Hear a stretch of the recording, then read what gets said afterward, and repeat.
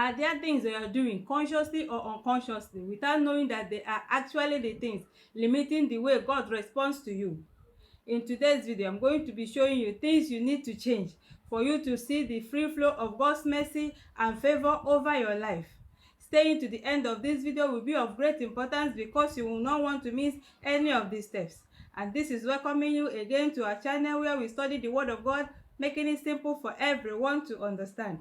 God has given us assurances that anytime we call upon Him, that He will answer us. In Matthew chapter 7 verse 7, He said, "Ask and you shall receive. Seek you shall find. Knock it shall be opened unto you." So we have been given the assurance to receive things anytime we call upon God. So why is it that when we pray to God, we don't really see the answers, or the answers are delayed in manifestation? After you have prayed, what are the things that you say? What are the things that come out of your mouth? They have a way of making God not to answer you your prayers, because it is the things that go on in your mind even after you presented your prayer before God that matters.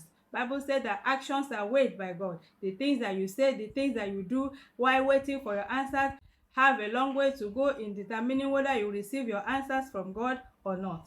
I want to ask us a question. Do you complain? When you're waiting on God to give you the physical manifestation of your answers, what are the things you're saying? In Proverbs chapter 18 and verse 21, he said that death and life are in the power of the tongue, and they that love it shall eat the fruit thereof. What are the things you're saying? Are you complaining? Are you worried? Are you murmuring? What of negative confession?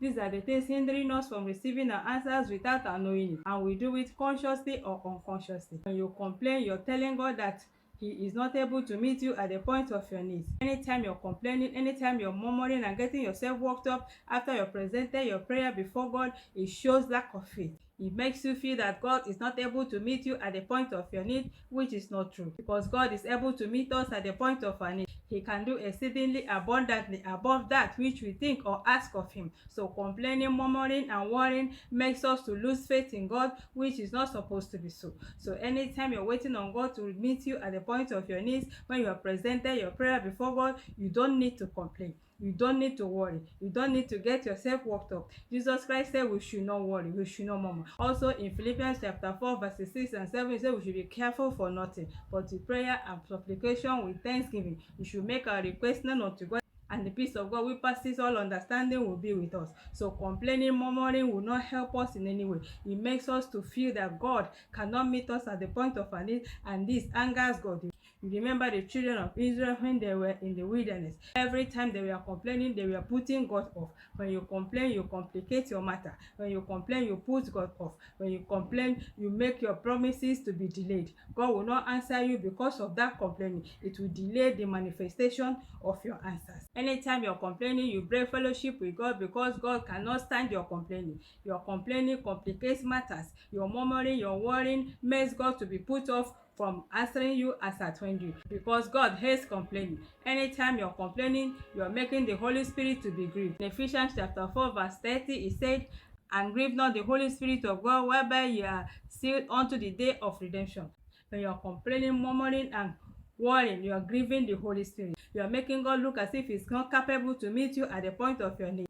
Complaining also reveals lack of faith. In Hebrews chapter 11 verse 6, talking about having faith, because it is impossible to please God if you don't have faith. It said that he that cometh unto God must believe that He is, and that He is a rewarder of them that diligently seek Him. So anytime you complain and worry and murmur, you're making God look as if He is not able to reward you, He's not able to meet you at the point of your need, and this will also lead to delayed blessing. Complaining and murmuring would lead to delayed blessing. So if you want to receive quick manifestation, quick response from God, you should try as much as possible not to complain. No matter the situation, no matter the circumstance, complaining cannot help. Murmuring cannot help. Worrying will not help.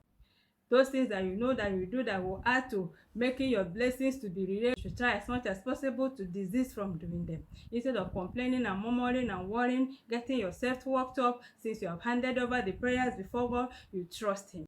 Complaining cancels gratitude and thanksgiving. Anytime you're complaining, you will not have the heart of glorifying God. Anytime you're complaining, you will not have the heart of giving glory to God, which is not supposed to be so. Complaining also shifts our focus from God, making us to look onto those things that are making us to complain. We look at the physical things instead of looking on God's mercies and His promises towards our lives. We will focus on physical things that are happening as it is at the moment. And how do we avoid complaining? To avoid complaining, number one, we have to practice gratitude. In 1 Thessalonians chapter 5 verse 18, it said, "In everything give thanks, for this is the will of God in Christ Jesus concerning you." He said in everything, no matter the situation, no matter the circumstance, no matter the delay of the manifestation of the answer, in everything, in every circumstance, you should give thanks. Be thankful to God always, for this is the will of God concerning you. So we are encouraged to give thanks to God at all times, irrespective of the situation, irrespective of the circumstance. We should always give thanks. When you continuously give thanks unto God, it will make you not to be complaining, it will make you not to be worried, it will make you to focus on God's promises and his goodness and his mercies over your life and his ability to meet you at the point of your need. Number two, trust God and his timing. In Isaiah chapter 55 verses 8 and 9, it said, "For my thoughts are not your thoughts, neither are my ways your ways, saith the Lord. For as the heavens are higher than the earth, so are my ways higher than your ways, and my thoughts than your thoughts."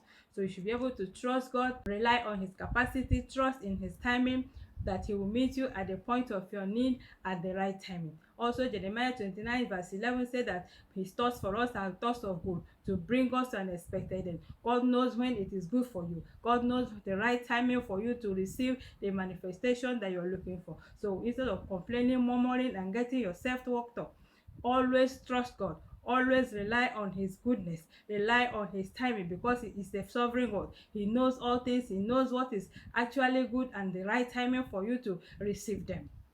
Number three, speak life. In Proverbs chapter 18 verse 21, it says, "Death and life are in the power of the tongue, and they that love it will eat of the fruit thereof." So you should use your tongue to change your situation. Use your tongue to speak life onto that negative situation.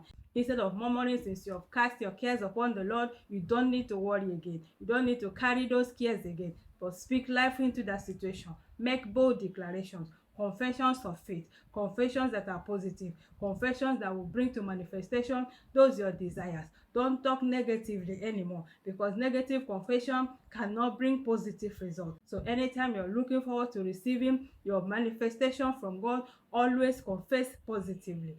Your confession should also be made from your heart, with boldness in your heart, without fear, without doubt, without unbelief. Confess those things you want to see, just like Abraham did when he was promised of a child and it was not forthcoming. He kept on hoping on God, kept on looking forward to receiving, confessing those things that he was believing God to give him, and God gave him all those things that he looked up to receiving from God. So you should do likewise. Confess positively to God all times, and that's the word of God. Number four, meditate on the word of God. In Psalms 1 verse 2, it said, "But his delight is in the law of the Lord, and in his law does he meditate day and night." So meditating on the word of God makes you to know God's promises, makes you to rely on his timing, makes you to know that God is able to meet you at the point of your need. So instead of complaining and worrying and murmuring, you should always meditate on the word of God. Let the word of God dwell in you. Let the word of God be your delight. He said that in his word that he meditates night and day. So meditating on the word of God will make you not to complain. It will make you not to worry. It will make you not to murmur, because you know that God will meet you at the point of your need. And before we go on, if you're not yet subscribed to the channel, I want you to subscribe to the channel, put on the notification bell so that you'll be notified anytime we upload our next. Also like this video so that you spread to a greater number of people on this platform. The next thing to do to overcome complaining, murmuring, and worrying, number 5, we should ask for help. In Psalm 51 verse 10, it said, "Create in me a clean heart, O God, and renew a right spirit within me."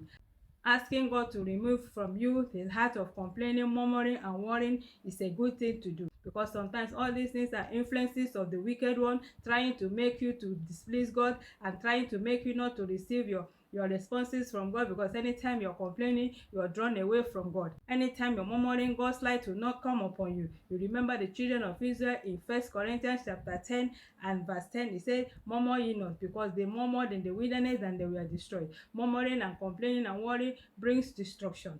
So you ask God to give you a clean heart that will make you to be renewed in your spirit, and be grateful to God and wait upon his timing at all times. And before we close, I want us to pray together. Heavenly Father, in the name of Jesus, I present my brother and my sister watching me right now, that you give us the grace not to complain again. You give us the ability, oh God, to trust in you, to look up to you, to meditate upon your word, because your word has given us assurances that you answer us. And the power of the wicked one trying to make us not to focus on you, but to focus on the physical that is making us to complain, we cancel it in the name of Jesus. We pray for the grace and the ability to wait for your timing, because your thoughts for us are thoughts of good. Thank you, Father, because you have answered us. In Jesus' name we pray. And if you don't know yet how to receive answers from God, I want you to watch this next video. It will help you to know how to take delivery of your answers from God. And until we come your way again in the next upload, I want to say God bless you.